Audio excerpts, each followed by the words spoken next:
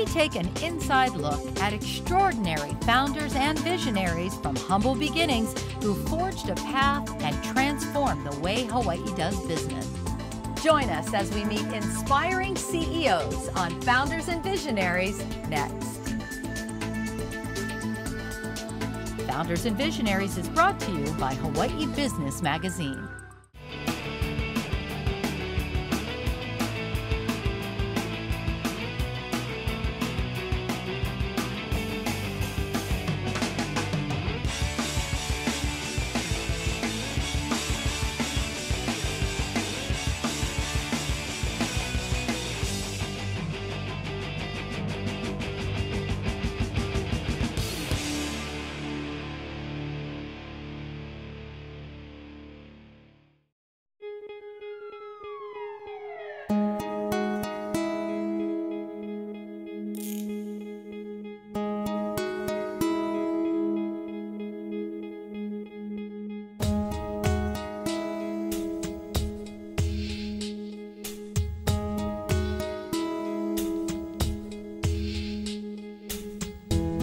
If you've ever wondered how much it takes to turn a life around, now you know.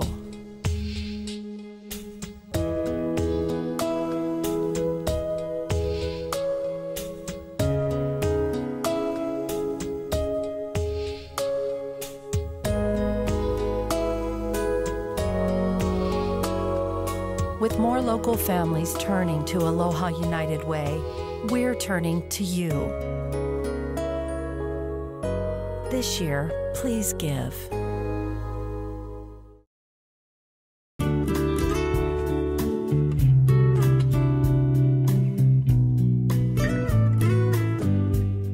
Watanabe Floral has a long history in Hawaii, going all the way back to the 40s. I'm really curious how it all got started. Well, my dad was a research chemist, and after the war, coming back from World War II, he decided not to go back to doing that kind of work, and at the time there were no commercial rose growers in Hawaii, so that's what he decided to do.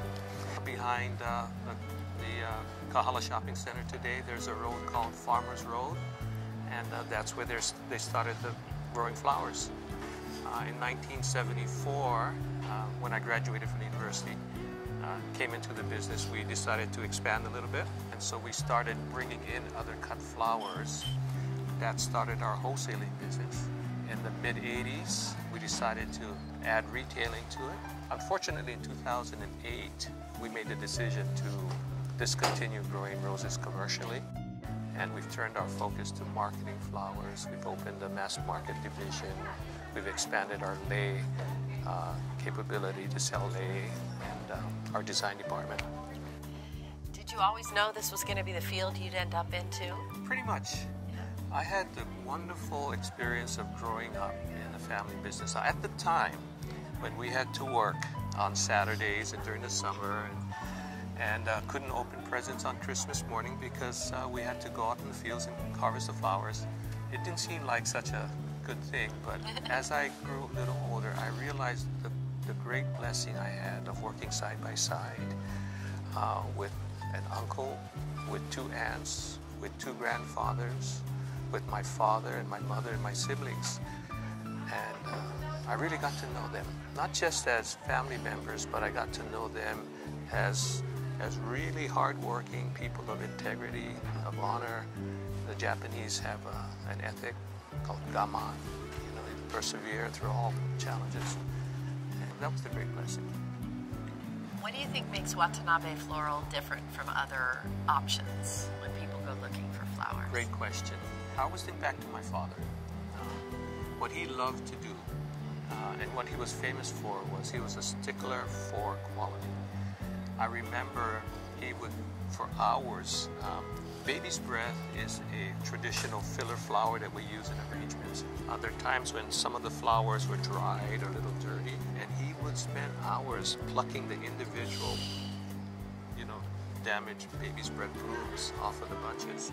But that was just an indication of what he valued. And so I think the tradition that we've developed over the years has been of quality, of selection. We've tried to have the widest selection. available to our customers and to provide them with value. Another thing that we do is maybe people don't openly recognize it, but we want them to have a shopping experience when they come here. We're not your typical florist, so to speak. We want people to walk in and to deliberate appeal to their sight, to touch. That's what we have the flowers all out, where they can touch them and handle them, smell. And so that's what we try to do, is make it a different experience where people can really feel the difference when they're here. As a general rule, we like to move our product within a day to 3 days, and that's a challenge. Generally, when we sell our flowers to the general public, to the retail, we want our customers to enjoy at least 5 days of vase life from the flowers. Unfortunately, the first thing most people do and expect from flowers is a sweet fragrance, and I understand that. What's happened in the industry over the years, because flowers come from such long distances, a lot of the fragrance has been gradually bred out of many of the cut flowers, because there is a genetic link generally between intensity of fragrance and keeping quality. The more intense the fragrance of the flowers, the shorter the vase life. Now, if they could come up with a gene so that you have intense fragrance and a long vase life, that'd be perfect. Is there anyone in your family who's being groomed to take over when you're gone? One of the real challenges of family business is that, I think I read the statistics that 5% of all new business startups make it to the second generation, and then only 2% make it to the third. One of the reasons I think the mortality rate is so high with family businesses is you have not just the business relationships, but you have the family relationships, and those can get complicated. And when you see a business that is perceived to be very successful, it's easy for the next succeeding generations to not appreciate all the sacrifices and challenges that went in to getting the business to that point. There's a certain sense of entitlement by maybe succeeding generations. I'm very, very fortunate in that I didn't have to found the business, but I watched my parents struggle. I watched Dad refinance our home many, many times. Although we were in the flower business, he raised chickens on the side. He had 10 mouths to feed, so we ate a lot of cracked eggs. We ate a lot of old stewing chickens that could not be sold. We grew vegetables on the side. We always remind ourselves that, yes, we sell flowers, but people really come to us for a deeper reason, and that reason is flowers express feelings like very few things can. So essentially, we're in the business of helping people express their sensitive, delicate feelings, at times of celebration, marriages, anniversaries, births, and then of course sympathy. And so I'm very conscious of that, and one of my challenges as the president is to make sure that whoever succeeds in the next generation in the business understands that we didn't fall here. This was built on the blood, sweat, and tears of my grandparents, my parents, many of our wonderful employees. We have employees that have been here 40 years. I cannot say enough about how blessed we've been over the years with loyal, wonderful employees that are really like family to us. And I think what a real challenge in any family business is to be able to be true to the values that were established by the founders. Because that really is what the business is built on. Any business is built on the traditions and values of the founders. And what are those for Watanabe? Well, what's very important to us is that we want everyone who comes here to feel part of the family, to be part of an ohana. So all of our employees we regard as the expanded ohana. Fare isn't necessarily equal. Quality, honesty. These are the values that have been passed down to us.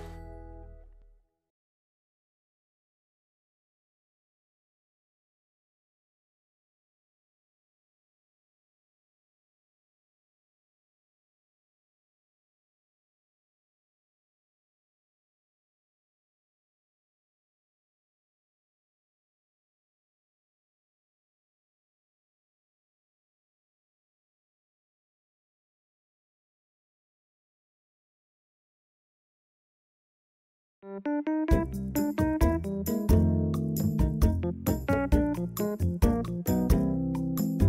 Battery Bill, we finally get to meet the man behind the moniker. So you've been around since 1988. How'd you get started in the battery business? Back in 1988, there was a company called Servco, and they wanted to buy this business. And somehow the deal fell through. And because I was working on the deal, I ended up with the business. That's how it all started. Did you know anything about batteries at the time? You know, I knew about auto parts and things like that, but not specifically about batteries. It was a learning experience. It's funny, we hired one of their managers to work, and the first day of work, he says, I can't work for you. And so we had to learn everything on the fly. I mean, really on the fly. For the very first customer that came in, we had to kind of guess how it was going to be, and it was pretty scary. Wow. And yet you've survived over 23 years, and that's quite an accomplishment. Well, we were good learners. We were really lucky. The customers helped us a lot. They were really nice.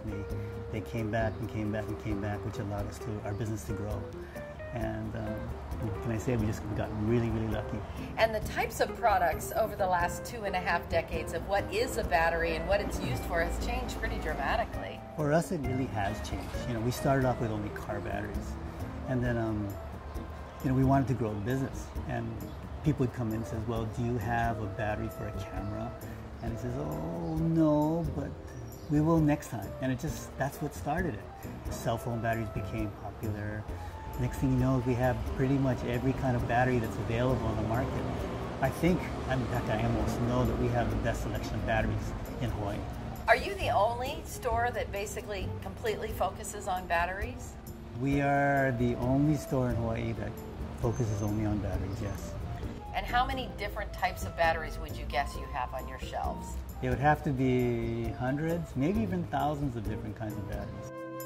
You know, a person with a house comes in and with a whole shopping list of batteries, and usually we're able to give them every battery they need. It's pretty phenomenal, pretty amazing.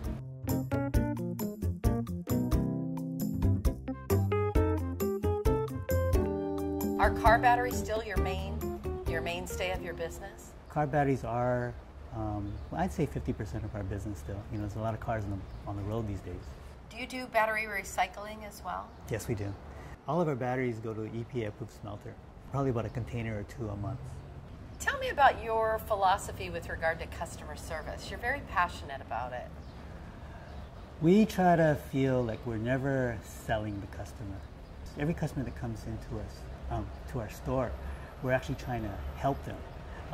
If you need a battery for a car, we will go over the different kinds of batteries that are available, and we'll ask them, for example, what they use the battery for. If it's a guy with a big stereo, then he needs a different battery from the guy who's got an import car that goes to work every day and that's all he does. So it just so happens that, you know, after the end of our conversation, that they say, okay, I'll buy it, and that's our reward. So we really are not trying to sell them. It just kind of happens. So having a successful small business for over 2 decades is not easy. What have you done to stay successful all these years? It hasn't been easy. You know, the market changes. You know, when the big box stores came in, they really took a lot of business away from us. I mean like 50% of our business. And so what's changed is we have to just go where they're not really, product-wise. That's what I mean. Other than that, the customers that want service will come to us. We just evolved into it because that's the way we like to deal with people. We just keep actually carrying on that same style or conversation, and the people who like us will come to us. The people who are looking for the best price, of course, we probably miss out on them. So, Bill, you have 2 locations, but your expansion plans for the future are going online, right? I'll be introducing a new website. We've had one over the years, but this is going to be way better. It's going to have a shopping cart, and it's going to have a listing of all the batteries we carry that are small, that can be mailed. These are like the video cameras and the camcorder batteries and the cell phone batteries, cordless phone batteries. And we're really excited about that. It gives us an opportunity to service more people from every island if we really want that business. The other thing we're going to do is we've brought in a whole bunch of new product lines. We're going to be introducing solar power generators, they call them. And so in case the lights go out, you can just plug in your light your lights or something to it, and you'll have power. And it could be an alternative to keeping a gasoline-filled generator in your home then, It's an right? alternative to that, definitely. Oh, that's It's exciting. quieter and it doesn't have any fumes, and yeah. Great. A lot of folks think the economy is starting to rebound. Are you seeing signs of that in your business? How has business been for you recently? We're very fortunate. In the last 2 years, we've grown about 40%, which is pretty That's phenomenal. big, yeah. It's huge. The battery business is worth millions and millions of dollars every month, and we just get a small piece of it. What keeps you coming to work every day? It's got to be the people. You know, I come into the store and I just enjoy working with the people.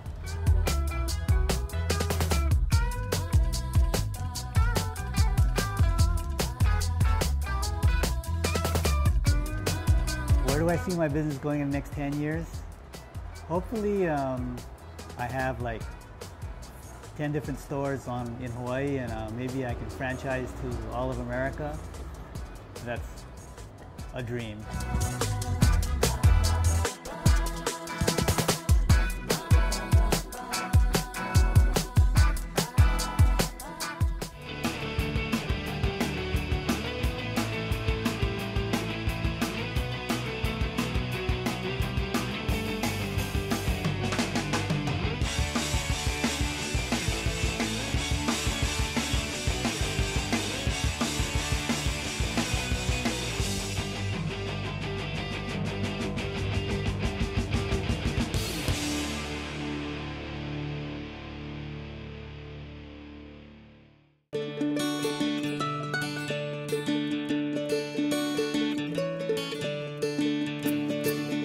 Paul, it's great spending time here at the Aloha Tofu Factory. Thanks for coming. So take us back to the beginning. I know this business has been in your family for 3 generations. How did it all get started? Interesting story. My grandfather, he was working 3 jobs at the time, and he was about 50 years old. And he was actually working with the Turia brothers. And when they went over and opened their supermarket, Time Supermarket, he moved over with them. His friend happened to be running a small little tofu shop as well as a pig farm. You know, both of them in and of themselves are very labor intensive. So the friend offered the tofu shop to my grandfather.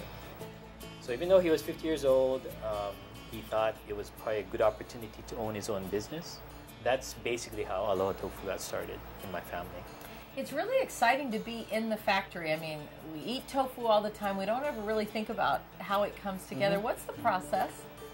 The basic process, actually for all tofu factories, is the same.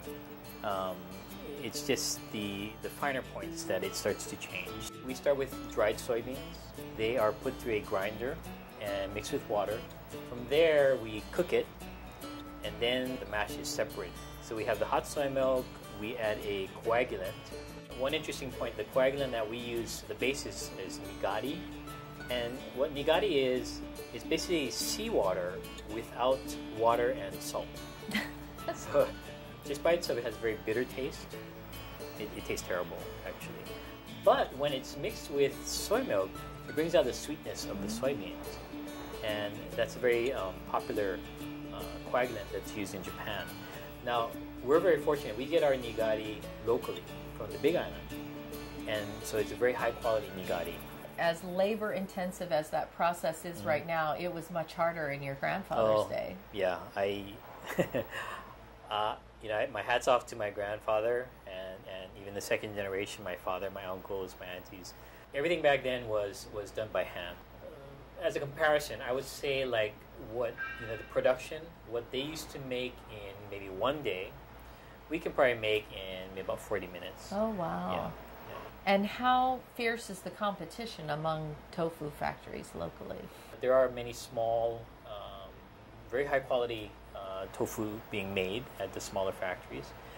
It's not a cutthroat rivalry. In fact, we're very cooperative. I mean, if somebody needs help, if they've run out of soybeans, maybe we'll sell them. That's nice. Yeah. So there's a kind of a friendly rivalry whereby I think we're supportive of each other. I think because you understand how difficult the business is. Mm-hmm. So there is that kind of aspect to it. What are the directions you'd like to take the company in going forward? I think the first generation always has it the hardest because you're just trying to survive, and so like I said, my hat's off to my grandparents really for just sticking with it. The second generation, the focus was on stability and expansion of the company, and again, they did a great job of that. Certainly, I think everybody, my grandparents, everybody, the second generation, even my cousins, everybody who contributed had something to be proud of. We've kind of gone through a transition ourselves, and we had to settle some issues within the family, and we were able to come to a resolution. And so now I feel more confident in kind of taking the company in the direction I'd like to do, Great. and making my own contribution. And part of that is to get back into the immediate community. Right. So I think we're in a great location, right? Because Kalihi, right? You just don't get quite the opportunities, but there's so much potential. Yeah. You always see that. So I want to start reaching out to the local schools. So Great. To me, at this point, being here in Hawaii for 62 years, we're kind of part of the community, and so there is kind of a relationship, I think, with our customers, and certainly we'd like to be able to continue on. On the other hand, too, I look at the workers, and are we doing enough to, I guess, fulfill them as well? A lot of them are relatively dependent on us, so we have to be able to, in some respects, take care of them as well. And I've had great support. We have a lot of long-time workers, and they've been able to support me, fortunately. What sets Aloha Tofu apart from other local brands? We emphasize mostly the freshness aspect. What we make today is going to be going out tomorrow. The quality of the ingredients as much as possible. So overall, what is the secret of tofu success? Really, it's going to come down to the support of customers, and also being receptive to the customers' suggestions and needs and wants and desires. So I think it's a kind of a symbiotic relationship, but you have to also be able to listen. What excites you the most? What brings you the joy about coming to work every day in this business? Right now, I think we're at an exciting time because we're on the path to start moving forward. And by moving forward, I mean that we're going to be able to share with more people, especially younger people, what's great about tofu. Tell me about this new dessert that you're trying. Yes, Available yes. only at the factory, right? Right now, yes. So we only sell it on the weekends. Oh, really. okay. Yeah. It's we call it a tofu mousse. Yes, Dessert without guilt. With less guilt, let's say. Yes.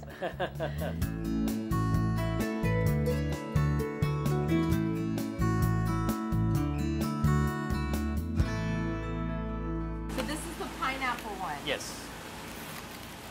I'm still digging the cute little spoon. Oh, good.